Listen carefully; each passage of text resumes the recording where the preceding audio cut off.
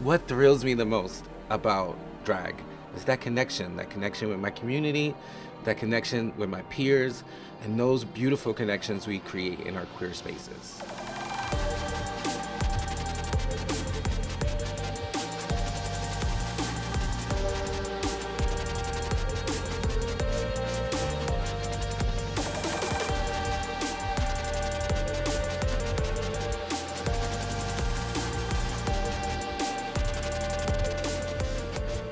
If you've never seen a Honey Davenport performance, here's what to expect when you do. On the day that you walk into a space where I'm performing, what you are going to get is the truest, authentic expression of where I'm at in that moment. Like, that could be anything in any place. But because for me, it is about being who I am and inspiring other people to just be who they are. On that day, on that evening, I'm going to give you 100% of everything that I am in that moment.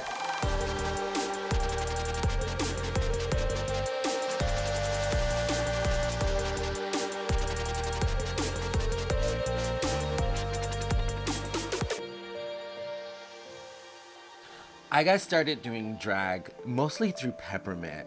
I was just dancing around at therapy, and Peppermint came up to me and was like, hey, do you want to be a dancer with me? I'm doing a show at Lincoln Center. And 21-year-old me was like, absolutely, I want to perform at Lincoln Center. And Peppermint took me around the world with her, London, Dublin, Berlin, Sydney, as a dancer for the next 4 years, when I would like dibble and dabble in drag here and there. And then eventually it became time for Mama to put on her own pair of cha-cha heels and step out into the spotlight. When I saw you at the party, you threw a little shade. You and all your girlfriends, you thought you had it made. So I stepped onto the dance floor with my scepter and my crown. I lit that roof on fire and I burned that party down. So I feel like, for me, drag is the coming together of all of these beautiful pieces of my life. From the time that I was a little kid, I was building these blocks towards this career. I wrote my first song when I was 13 years old, and I published my first book of poetry when I was 10 years old. I've always been a writer and a lyricist like my entire life. I originally moved to New York City to be an actor, and I went to college here for musical theater, and I had a pretty good musical theater career. The decision for me to like switch into drag is I wanted a little more creative control over where my career was going. And I remember I was on the Hairspray National Tour. This was shortly after college. Actually, Mark Shaman, who wrote the music, had come to visit the show, and I was a little bit lit at the hotel lobby bar with Mark. And I told him, I really like singing your songs, but like I really hope one day I get to sing my own. And he was like, well, do it. That in combination with in Hairspray, for the first time, I got to be like, even for seconds, like a girl on stage, you know. There would be these silhouettes, and Without Love, that there weren't enough girls to fill every silhouette, so they would put some of the guys in like a wig and a bustier, and we'd do all the choreo in silhouette.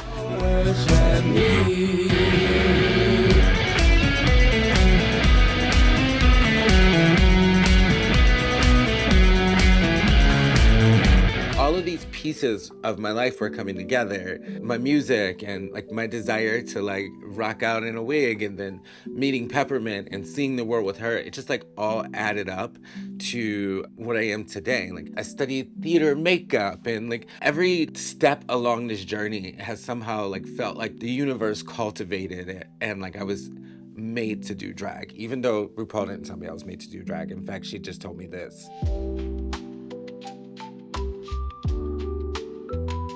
When I created my drag persona, I started out as Sir Honey Davenport. I added the Sir one time when I was performing some of my songs in London, and I was at a legendary club called Madame Jojo's. It's back in the day. That just showed you my age. They put up this big poster of me, and it said Miss Honey Davenport. At the time, my drag was so androgynous, I just felt like the whole audience would show up. If they were looking for a miss, they were gonna find me, and that wasn't gonna be it. So I decided to add Sir to the title to really kind of lay into that my drag was genderless. And I released a bunch of music as Sir Honey Davenport. I would go to the studio with Sahara when she was releasing her first tracks. I toured with Peppermint when she released her hardcore glamour album. And I danced backup in most of Sherry Vine's videos, when I was like 21 years old. So to me, drag and music in New York City went hand in hand. Like, if you were going to be a successful drag queen, you're going to put out some bomb tracks, because all of the people who I studied under had done that. And good thing I'm a musician, so like it was great. So I started out writing and grasping every single piece of music I could, any producer who I would meet that was up and coming that I could barter a track from. And then eventually I met this really cool guy named Stevie X-Ray, and we decided to start a band. We called it Electro Honey.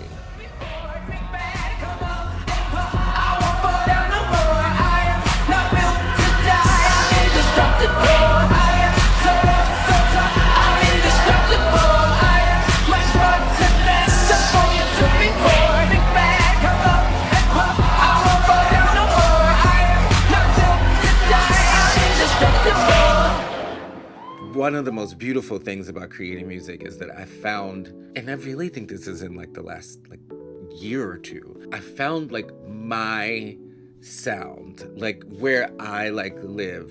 And I think I found those sounds the most in songs like Raw and Unfiltered and Mighty Legendary, and a bunch of my new stuff that I have coming out on the horizon. It's sensual, it's sexual, it's not like overdoing it. I have some songs where, baby, I was trying to like sing for y'all and push, and that's not like really my vibe. Honey Davenport is a whole ass vibe, and my sound now reflects that. I bring home the bacon every night. Call me picky. I'm always dropping hits, staying on your grid. Haters sit, caddies getting rich. When I walk in with the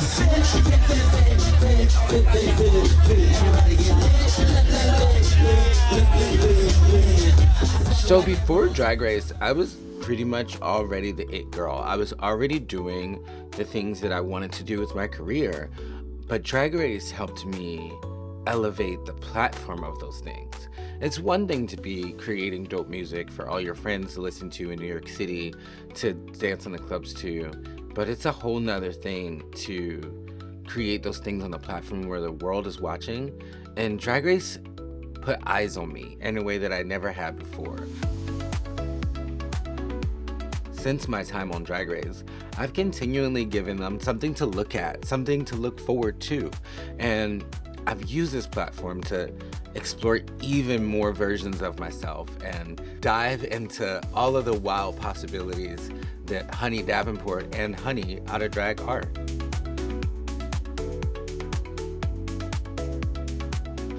So I've been doing drag for about 18 years now, and it has drastically changed.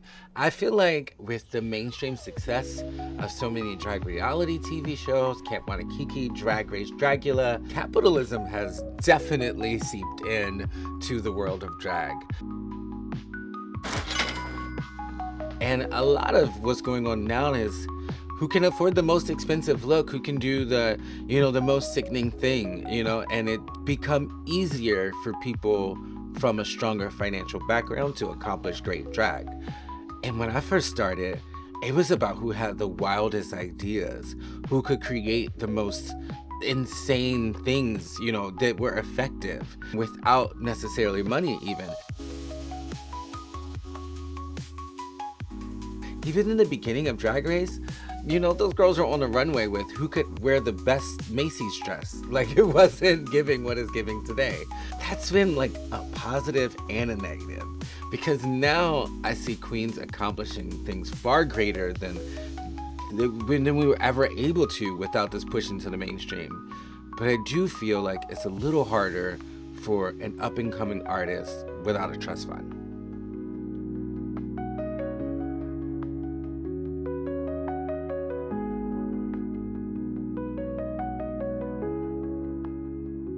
Skincare has always been a priority for me, especially since I started doing drag because, you know, makeup's a lot better now than I feel like it was when I first started. And makeup removers and just the way you can take care of your skin has grown. But, you ever see those like older drag queens with like flawless skin? It's because putting on this much makeup is basically a mud mask, and if you remove it properly and take care of it properly, you can have like really gorgeous skin for the rest of your life. So my skincare regimen has been just as important as the products I use in drag, because if the base is right, if what you're putting the makeup on is right, the results are going to be even better.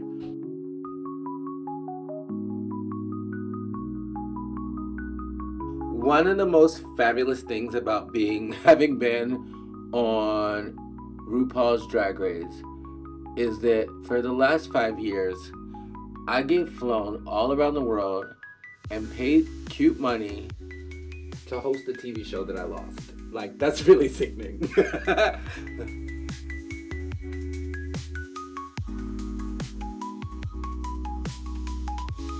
Tonight's show is a viewing party for season 16 of RuPaul's Drag Race, and it's being hosted by one of my good longtime friends, Revry Royalty, who's a New York City icon.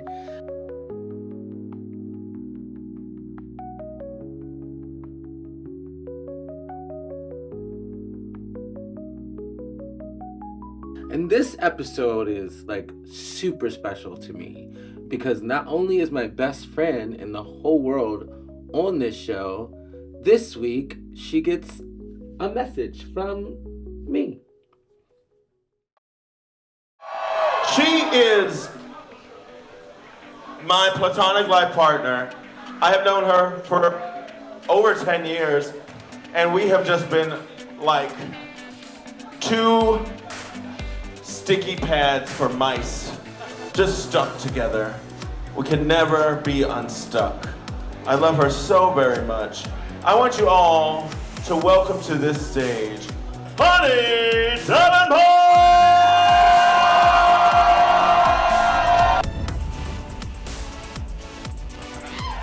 Make some noise for Honey Davenport!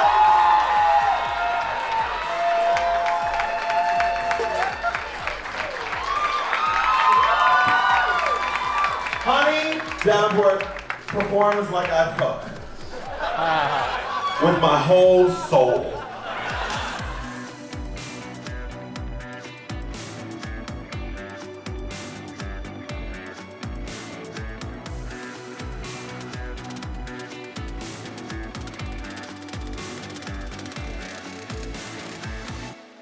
Hi everyone, my name is Jace Vegas. I'm a recording artist from New York City.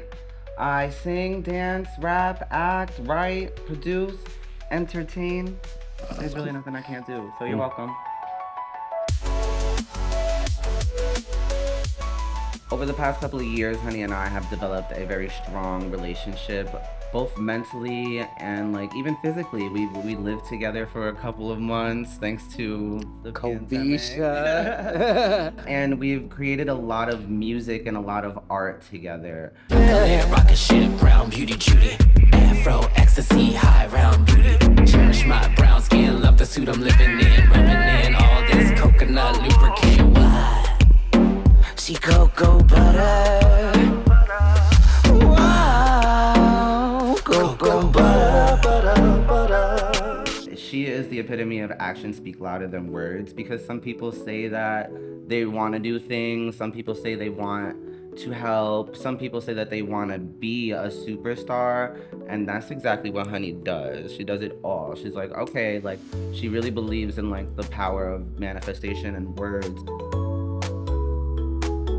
It's really something that I need, and I needed to be around, and I need to be around people like this. And Honey has really been an inspiration to me and motivation to continue to always shoot and aim for the stars, but even higher, because there are no limits. And Honey teaches me that all the time.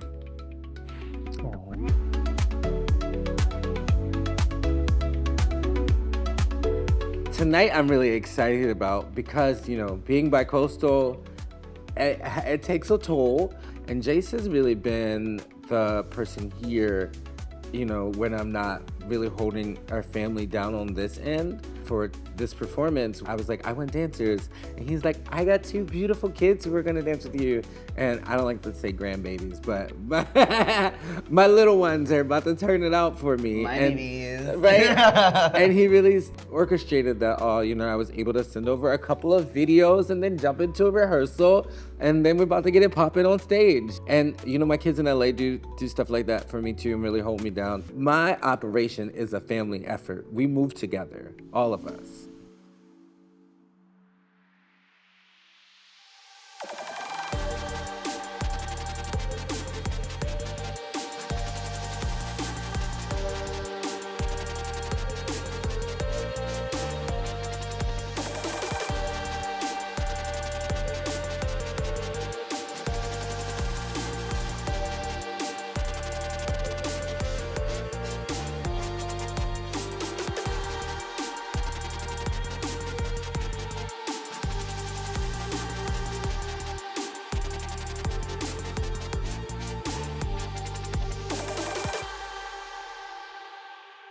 Wait, you have OnlyFans? I actually am dropping my OnlyFans tomorrow.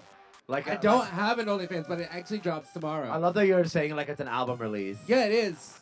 It really is. It's an album release. Yeah. I would have did it today, but Beyonce, you know, it's Beyonce's turn. Oh wait, are you recording us? How do my legs look? If y'all saw these legs on Grindr, would you come over? I mean, I need the silver pump and the Katy Perry wig, though, Yeah. but yes. I'm almost halfway there.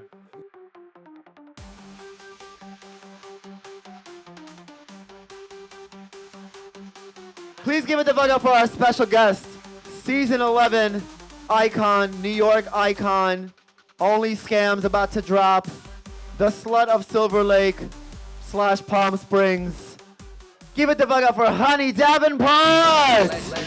They say I'm very legendary. I'm realer than the rest, and all these girls would never test me. I'm I'm mighty legendary. You try, but you can't best me. Crown on my head is heavy. I'm a track legend, raised by the gods. Ordained prophetic, overcoming odds. Coming back hard, coming in hot. Thought you knew me when in fact you did not. I sparkle like emeralds, I am so glamorous. TV on TV, stay in front of cameras. Take it off now, stay on my lane. I'm gonna pop, blow you away.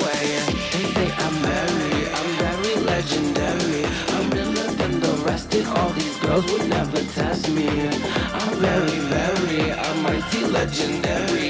You try, but you can't best me. Crown on my head is heavy.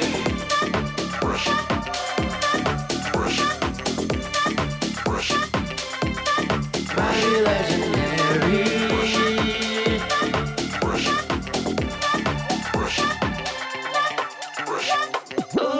Collecting all these coins, I'm booked in every city. My fashion is on point. Hey child, I got ass for days, tiny waist, so itty bitty. I bring home the bacon every night. Call me picky. I'm always dropping hits, laying on your grid. Haters sick, daddy's getting brick. When I walk in with the fit. Everybody get lit. I sparkle like emeralds, I am so glamorous. PB on TV, stay in front of cameras. Take it off now, stay on my lane. I'm gonna pop, blow you away. They say I'm very legendary. I'm realer than the rest, and all these girls would never test me. I'm I'm mighty legendary. You try, but you can't best me. Crown on my head is heavy.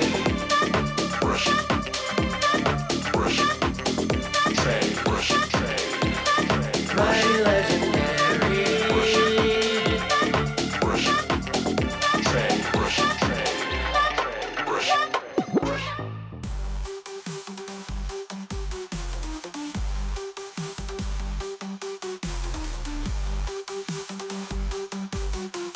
I honestly don't ever see myself not being a drag performer. However, recently, I've been having an experience that there are also other parts of me. And so I don't see myself ever giving up drag. Like, I fully will still be sickening at 80, especially with all of this Botox. But I do see myself over time bringing in and exploring other parts of me as an entertainer, other parts of me as a human being, and especially other parts of me as a musician.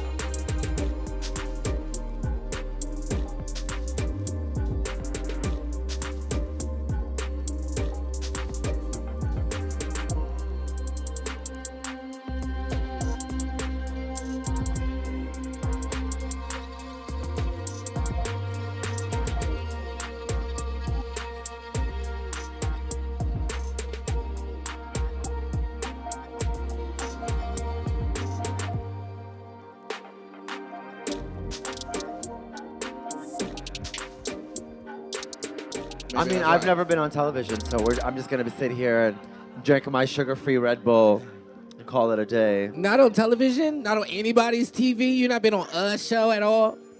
I've been on Revry. Revry!